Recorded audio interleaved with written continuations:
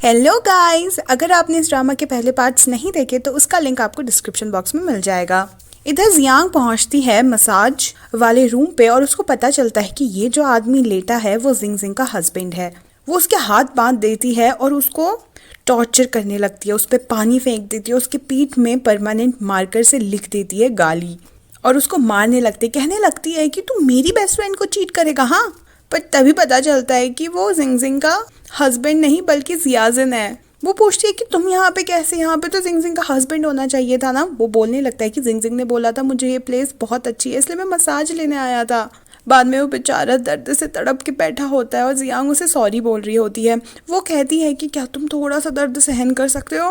और फिर उसके बाद उसने जो परमानेंट मार्कर से उसके पीठ में लिखा होता है वो उसे स्क्रब करने लगती है, पर वो छूट ही नहीं रहा होता है। फिर वो बड़ा टूल लेती है, उससे स्क्रब करने लगती है और बेचारा जियाजिन दर्द से बहुत ही ज़्यादा तड़प रहा होता है।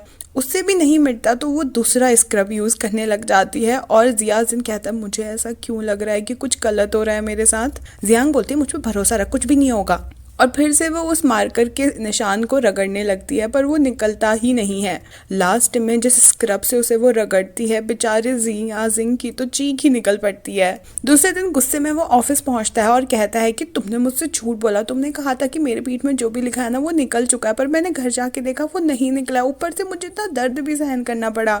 जियांग हंसने लग जाती है और कहती है कि अरे सिर्फ 7 दिन ही रहेगा, जिससे मैंने मार्कर लिया था ना उसने कहा था कि 1 हफ्ता रहेगा उसके बाद छूट जाएगा। वैसे भी तुम नंगे थोड़ी घूम रहे हो, तुम तो कपड़े पहन के घूमोगे ना। जियाजिन कहता है अगर नहीं छूटाना तो फिर तुम्हें मेरे लिए कुछ करना होगा। जियांग कहती हाँ हाँ बिल्कुल मैं करूँगी। और बेचारा जियाजिंग बाहर आ जाता है, वहाँ पे उससे टुक्सी मिलती है और वो कहती है कि मेरी जो रूममेट है ना वो अपने बॉयफ्रेंड के साथ चली गई है, अब मैं अकेली रूममेट बच गई हूँ, अब मुझे भी उसका किराया देना होगा और मैं इतनी ज़्यादा अमीर नहीं हूँ कि मैं 2 लोगों का किराया दे पाऊँ, तो अब मैं क्या करूँगी, मुझे कोई रूममेट ही नहीं मिल रहा है। जियाजिन कहता है मैं अपने सोशल मीडिया में डाल दूंगा कि तुमको रूममेट चाहिए, ठीक है। और ये जो पोस्ट है वो देख लेता है जियाजिन का दोस्त की और ये देख के वो तो बहुत ही ज़्यादा खुश होता है। यहाँ पे डुक्सी बैठ के स्नैक्स खा रही होती है, कितने में डोरबेल बजती है और वहाँ पर जिंग जिंग का दोस्त की होता है। वो बोलने लग जाती है कि तुम जियाजिन के दोस्त हो ना। की कहता है कि तुमने मुझे नहीं पहचाना डुक्सी, और वो उसे गौर से देखकर बोलती है अरे तुम की हो है ना, हम लोग स्कूल में साथ पढ़ा करते थे। और तभी हम फ्लैशबैक में जाकर देखते हैं कि जब क्लास की ग्रुप फोटो खींचनी थी तो वो इतना लंबा था कि टीचर ने उसे नीचे आने को बोला, पर वो डुक्सी के साथ ही फ़ोटो खिंचाना चाहता था तो वो उसके बगल में खड़े होकर ही फ़ोटो खिंचाता है। अब दोनों बैठ के बातें करने लगते हैं और डुक्सी पूछती है कि मैंने सुना तुम फ़ॉरेन चले गए थे, तो वहाँ से वापस कब आए। वो बोलता है कि बस मैं थोड़े टाइम पहले वापस आया हूँ और मैं जियाजिन के घर पे रह रहा हूँ, पर मुझे उतना अच्छा कंफर्टेबल नहीं लग रहा तो मुझे रूम चाहिए था। डुक्सी कहती है अरे अब तो तुम हकला भी नहीं रहे हो। की बोलता है हाँ तुमने मेरी मदद जो की थी इस वजह से। फिर वो उसको किचन दिखाती है, बेडरूम दिखाती है और वो भागता हुआ घर पहुंचता है जल्द से जल्द सामान पैक करके डुक्सी के साथ मूव इन करने के लिए। जियाजिन कहता है अरे कहाँ भागा जा रहा है, तो की बताता है उसको कि तूने जो पोस्ट डाला था ना वो रूममेट वाला, उसी की वजह से। थैंक यू सो मच यार। जियाजिन बोलता है अच्छा तो यही वो लड़की जिसकी वजह से तू यहाँ आया था, और की बड़ी खुशी में हाँ बोलता है और बस वो जल्द से जल्द डुक्सी के साथ मूव इन करना चाहता है। दूसरे दिन जियाजिन की नींद खुलती है लू के कॉल से और वो बोलती है कि आज मेरे साथ हैंग आउट करोगे ना। जियाजिन मना करता है और कहता है मुझे कहीं जाना है, और लू सीधे पहुंच जाती है वहां जहां जियाजिन को जाना होता है, जो है उसका रेसिंग ट्रैक, और उसको बहुत ज़्यादा चेयर अप करने लगती है। वो जियाजिन से बोलने लगती है अरे अभी तुम ना बहुत ज़्यादा अच्छी बाइक चलाते हो, I am so happy for you. पर जियाजिन उसको ज़्यादा भाव नहीं दे रहा होता है। ऐसा लग रहा होता है कि लू उसे ज़बरदस्ती अपने साथ घुमाने को ले जाना चाह रही है।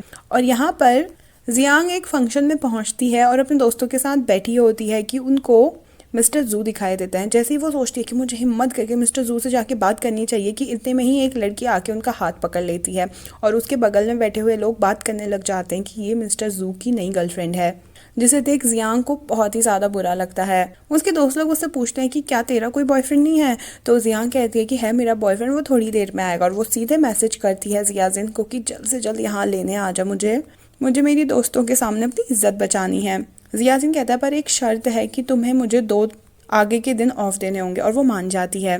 यहाँ पे लू बेचारी उसके लिए पानी लेने गई होती है, पर जब तक का वो वापस आती है जियाजिन गायब हो चुका होता है। जियाजिन जैसे तैसे करके जल्द से जल्द जियांग के पास पहुंचना चाहता है कि वहीं पे जियांग ड्रिंक पे ड्रिंक किए जा रही होती है और वो बहुत ही ज़्यादा नशे में हो जाती है। उसके दोस्त लोग कहते हैं कि तेरा बॉयफ्रेंड आया क्यों नहीं अभी तक का तुझे लेने। जियांग बोलते हैं कि वो ना ट्रैफिक में फंस गया होगा, वो जल्दी आ जाएगा, तुम चले जाओ, मेरी चिंता मत करो। इतने में ही वहाँ पर मिस्टर जू आते हैं और उसकी हेल्प करते हैं। हाथ पकड़ने ही लगते हैं कि उस एन मौके पे जियाजिन आ जाता है और वो मिस्टर जू को कहने लगता है कि थैंक यू जियांग का ख्याल रखने के लिए। मिस्टर जू कहने लगते हैं पर ये तो तुम्हारा सेक्रेटरी है ना। जियांग बोलती है कि हाँ, मैंने इससे कहा कि मुझे आके पिक कर ले। मिस्टर जू कहते हैं कि तुमने ना बहुत ज़्यादा ड्रिंक कर ली है, मेरे साथ एक बार चाय पी लो, उसके बाद तुम ठीक हो जाओगी, फिर चले जाना। तो जियांग कहती है नहीं नहीं, हम लोग ना बिल्कुल ठीक है, हम लोग चलते हैं फिर। और वो दोबारा से मिस्टर जू को इग्नोर करके जियाजिन के साथ चली जाती है। जैसे तैसे करके जियाजिन उसे घर पहुंचाता है पर वो दोबारा से ड्रिंक करने की जिद करती है। जियाजिन मना कर रहा होता है पर जियांग उसको फोर्स करती है कि अगर ड्रिंक नहीं करेगा ना तो मैं तुझे छुट्टी नहीं दूंगी जो तूने मुझसे मांगी है। और फिर टाइम आता है जब दोनों ही बैठ के ड्रिंक करने लगते हैं। जियाजिन कहने लग जाता है मुझे पता है कि तुमने मुझे मैसेज क्यों किया, क्योंकि वहाँ पे मिस्टर जू आए थे और तुम उनसे फेस नहीं करना चाहती थी, है ना। तो जियांग कहती है नहीं नहीं, ऐसा कुछ भी नहीं है। मिस्टर जू के बारे में तभी जियाजिन कहने लगता है तुम उन्हें पसंद करती हो ना। जियांग कहती है नहीं, मैं उन्हें पसंद नहीं करती हूँ, हम लोग प्योरली केवल और केवल दोस्त हैं। वो बताने लग जाती है पर अब उनकी नई गर्लफ्रेंड है, उन्होंने भी अपनी खुशी ढूंढ ली है, बस मैं ही अकेली रह गई हूँ। एक बात बोलूँ, तुम ना बिल्कुल सही कहते थे, मेरे को प्यार करना बिल्कुल नहीं आता, मेरे को डेट करना भी नहीं आता, मैं बहुत ही बुरी हूँ प्यार में। और वो रोने लग जाती है। जियांग की ये सॉफ्ट साइड देख के जियाजिन का दिल भी पिघल जाता है। वो उसके कंधे पर सर रख लेती है और रोती है और जियाजिन उसको बस निहार ही रहा होता है कि क्या ये भी साइड हो सकता है एक इतनी पावरफुल औरत का, क्योंकि उसने जियांग का हमेशा रूड और बॉसी साइड ही देखा था पर आज वो जियांग का एक कमज़ोर साइड देख रहा होता है। दूसरी सुबह हम देखते हैं कि जियांग के मुंह पे बहुत सारे निशान बने हुए हैं, बिल्कुल कार्टून लग रही होती है वो। जैसे वो देखती है कि उसके बगल में जियाजिन सो रखा है, वो चिल्ला जाती है और कहती है हम दोनों के बीच में रात को कुछ हुआ तो नहीं ना। जियाजिन कहने लगता है अगर कुछ हुआ होगा ना तो तुम्हें रिस्पॉन्सिबिलिटी लेनी होगी। जियांग कहती है क्या, कुछ भी नहीं हुआ हमारे बीच में, क्या रिस्पॉन्सिबिलिटी। और तभी वो बोलता है कि मेरे ना नेक में बहुत ज़्यादा पेन हो रहा है। तभी वो रोलर पिन निकाल कर उसके गले में मसाज करने लगती है पर वो कहता है तुम्हारी मसाज करने के बाद ना मैं गला भी नहीं हिला पा रहा हूँ। और फिर वो उसका चेहरा देखकर हंसने लग जाता है। जियांग कहती है कि मेरा चेहरा देखकर क्यों हंस रहे हो, तो मेरे मुंह पे कोई कुछ लगा है क्या। और जैसे ही वो मोबाइल फ़ोन पे देखती है उसके फ़ोन पे ये दिखता है कि उसके मुंह पे पूरा कार्टून बना हुआ है। वो बोलती है कि जियाजिन तूने ही बनाया ना मेरे पे। और जियाजिन वहाँ से भाग जाता है ये कह के कि कल रात को तू मुझसे कह रही थी कि मेरे को किस करो, मुझे हक करो, मैं बार बार तुम्हें मना किया जा रहा था, तुमने मेरे साथ ज़बरदस्ती की। वहाँ से भाग जाता है। पर जियांग इस बात को लेकर बहुत टेंस्ड हो जाती है। वो ऑनलाइन पोस्ट करती है कि मैं एक लड़के के साथ सोई हूँ पर हम दोनों के बीच में कुछ हुआ नहीं है। तो ऑनलाइन जो सॉल्यूशन देने वाले होते हैं वो बताते हैं कि इसका मतलब है कि वो लड़का तुम्हें पसंद नहीं करता, तो ज़्यादा इस बारे में सोचने की ज़रूरत नहीं है। और तभी उसको हल्का हल्का फ्लैशबैक में ये भी याद आता है कि उसके मुंह पे जो कार्टून ड्रॉ किया है वो जियाजिन ने ही ड्रॉ किया है, पर इसलिए क्योंकि जियांग उसे फोर्स कर रही थी कुछ ड्रॉ करने के लिए उसके मुंह पे। वहीं इधर जिंग जिंग दोबारा से ऑनलाइन आती है और उसका हस्बैंड उसके लिए फ्लावर लेकर आता है और कहता है कि डार्लिंग अब मैं तुम्हारे लिए खाना बनाता हूँ। बाद में वो सारे ऑनलाइन व्यूअर्स को एक साथ बाय कहते हैं पर जैसे ही कॉल कट होता है दोनों फिर से सीरियस हो जाते हैं। उसका पति कहता है देखा मैंने अच्छी एक्टिंग की है ना। जिंग जिंग कहती है मैंने तुम्हारे बैग तैयार कर लिए हैं तो तुम चले जाओ। वो बैग लेकर जा ही रहा होता है कि जिंग जिंग सारे गिफ्ट्स लेकर आती है जो भी उसके हस्बैंड ने उसे दिए थे और कहती है कि इसे तुम ले जाओ, मुझे तुम्हारी कोई भी निशानी अपने पास नहीं रखनी है। उसका हस्बैंड कहता है कि ये मैंने तुम्हें दिए थे तो ये गिफ्ट्स तुम्हारे हैं, अब तुम इन्हें फेंको या रखो वो तुम्हारे ऊपर है। जब जिंग जिंग गुस्से में ये सारे गिफ्ट फेंकने जाती है तो उसके हाथ में एक गिफ्ट लगता है जो उसके हस्बैंड ने दिया था उसको, और साथ ही उस टाइम पे उसने उसको घर भी गिफ्ट किया था और बोला था कि मैं चाहता हूँ मैं तुम्हें हर दिन हर महीने और हर साल ऐसे ही प्यार करूँ, मैं तुमसे बहुत प्यार करता हूँ जिंग जिंग। और आज किस तरह से वो इंसान पूरी तरह से बदल चुका है, वो बहुत ही इमोशनल हो जाती है। इतने में ही जियांग का उसे मैसेज आता है कि हमें अर्जेंटली मिलना होगा, कुछ गड़बड़ हो गई है। वो लोग मिलते हैं और जियांग बताती है कि मैं और जियान जिन कल साथ में एक ही बेड पे सोए पर हमारे बीच में कुछ हुआ नहीं, हम ड्रिंक करके एक साथ सो गए थे, बस हो गया, इससे ज़्यादा कुछ नहीं हुआ था। जियान जिन बोलने लगती है पर वो तुझसे ना बहुत ही ज़्यादा छोटा है तो मैं सपोर्ट नहीं करूँगी अगर तू और जियान जिन साथ में हो, पर अगर मिस्टर जू के साथ तू करने की सोची है तो मैं ज़रूर तुझे सपोर्ट करूँगी क्योंकि वो इंसान मैच्योर है और वो तेरे लिए बहुत अच्छा है। मुझे पता है मैं प्यार में धोखा खा चुकी हूँ, पर प्यार बहुत ही अच्छा होता है और मैं चाहती हूँ कि एक बार तू उसे एक्सपीरियंस ज़रूर करे। इतना कह के वो बाहर निकल जाती है और उसको देखते हैं रास्ते में कुछ उसके फैंस और कहने लगते हैं कि वाओ जियांग जिंग कितनी ज़्यादा खुश लग रही है। ऐसे ही होते हैं क्या लोग हैप्पी रिलेशनशिप में। पर जैसे ही वो कार में आती है उसको एक और शो पीस दिखता है जो उसके हस्बैंड ने उसे दिया था। उसको याद आता है कि किस तरह से उसके हस्बैंड ने उसे प्रपोज करते वक्त इतना स्पेशल फील कराया था, और फिर से वो रोने लगती है कि आज उसकी शादी का क्या हाल हो चुका है। दूसरी तरफ जियांजिन भी अपने दोस्त कैंगजी को मिलने चाहता है, उसको सारी बातें बता रहा होता है। तभी वो ये भी बोलने लग जाता है कि कल मैंने जियांग का एक अलग साइड देखा, एक बहुत सॉफ्ट साइड देखा। जहाँ वो मुझे डेविल लगती थी, कल वो मुझे बहुत ही क्यूट लगने लग गई। क्या मैं उनके लिए फील करने लग गया हूँ? पर वो मुझसे 8 साल बड़ी हैं, वो मेरी टाइप की बिल्कुल भी नहीं है।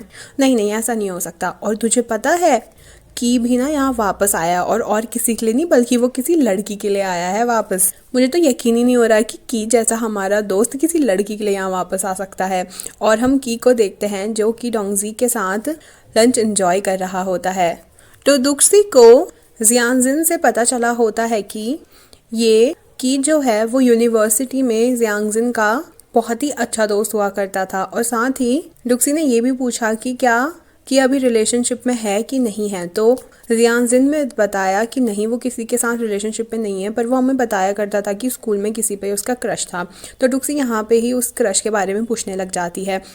ये शर्मा की बोलता है कि मैं तुझे नहीं बताऊंगा। डुक्सी कहती है पहले तुम हकलाते भी बहुत थे ना, मैं बहुत खुश हूँ कि अब तुम हकला नहीं रहे हो। और तभी हम फ्लैशबैक में जाते हैं कि किस तरह से की अपने स्कूल टाइम पे बहुत हकलाया करता था और लोग उसका बहुत मजाक उड़ाते थे सिवाय डुक्सी के। और डुक्सी उसे स्कूल के बाद लेसन्स दिया करती थी, उसकी बहुत हेल्प किया करती थी। वो यही बोलता है कि अगर तुमने मुझे बार बार प्रैक्टिस नहीं कराई होती तो आज मैं इतनी अच्छी तरह से नहीं बोल पाता। डुक्सी कहती है नो प्रॉब्लम, मुझे अच्छा लगता था तुम्हारी हेल्प करके, पर ये तो बताओ तुम्हारा क्रश कौन है। पर की कहता है मैं इतनी आसानी से नहीं बताऊंगा। डुक्सी कहती है अच्छा ठीक है, पर थैंक यू मेरा रेंट शेयर करने के लिए। पर की तो उसके साथ रह के ही बहुत ही ज़्यादा हैप्पी होता है। यहाँ पे जियांग पहुँचती है मिस सिन के पास और वो बोलती हैं कि जियांग जिंग कैसा है, वो अच्छे से काम कर रहा है कि नहीं, और साथ ही तुम्हें एक नए क्लाइंट से मिलना है जो हमारी एप्लीकेशन में बहुत ही ज़्यादा इंटरेस्टेड है। जियांग बताती है कि जियांग जिन काफ़ी मेहनत से काम कर रहा है और वो बहुत सिंसियर है अपने काम को लेके। मिस जिन तभी बोलती है कि उसकी गर्लफ्रेंड वापस आ चुकी है, तो अगर कभी जियांग जिन अपने गर्लफ्रेंड के साथ जाने के लिए छुट्टी मांगे तो उसे दे देना। मैं चाहती हूँ कि वो दोनों बहुत ज़्यादा कनेक्ट करें। पर यह बात सुन के जियांग का मुंह उतर सा जाता है। ऑफिस में भी वो किसी को भी जवाब नहीं दे रही होती और कैबिन में जाके बहुत ही ज़्यादा सैड होती है। वो मनी मन सोचने लगती है कि मैं ऐसा क्यों फील कर रही हूँ। अब वो इतना जवान है, वो गर्लफ्रेंड तो बनाएगा ही ना, मुझे इसमें क्या प्रॉब्लम है। और फिर वो अपने ही ख्यालों में खो जाती है कि इतने में वहाँ पे जियाजिन आता है। वो उसे मजाक करने लगता है पर वो उसको गुस्से में जवाब दे रही होती है। वो इतनी स्वीटली बात कर रहा होता है पर वो उससे बहुत रूडली बात कर रही होती है। तो वो जाने लगता है। वो कहती है उसको एक फ़ाइल पकड़ा कर कि ये क्लाइंट हमारे लव नोट ऐप पे काफ़ी इंटरेस्टेड है, तो इसको पढ़ के मुझे तुम इसके मेन पॉइंट्स बता देना। पर जैसे ही वो उस फाइल को खोलकर देखता है उसकी तो आंखें खुली की खुली रह जाती हैं। वो और किसी की नहीं बल्कि मिस्टर जू की फाइल होती है। ये देख जियांजिन कहने लगता है अरे यार तुम दोनों तो ना सच में बहुत ही कनेक्टेड हो, इस मौके को बिल्कुल भी मत छोड़ना, तुम्हारे पास बहुत अच्छा मौका है मिस्टर जू से कनेक्शन बनाने का। जियांग उसको डांट के बाहर जाने को कहती है और बाहर आकर जियांजिन सोचने लगता है कि मुझे ये उल्टे सीधे ख्याल नहीं सोचने चाहिए अपने मन में जो मैं फीलिंग्स के बारे में सोच रहा था। मिस्टर जू और जियांग एक दूसरे को काफ़ी पसंद करते, तो मैं अच्छा इंसान बन के इन दोनों की हेल्प करूंगा। और यहीं पे इस पार्ट का एंड हो जाता है। अब यहाँ पे चाहे अनचाहे बन चुका है लव ट्रायंगल, पर आखिर जियांग असलियत में किसके लिए फील करती है ये आगे के पार्ट्स में पता चलेगा। और आपको देखने हैं तो आपको चैनल को करना होगा सब्सक्राइब, ताकि जैसे ही वीडियो अपलोड हो जल्द से जल्द आपके पास नोटिफिकेशन आ जाए। Thank you so much for watching, bye bye.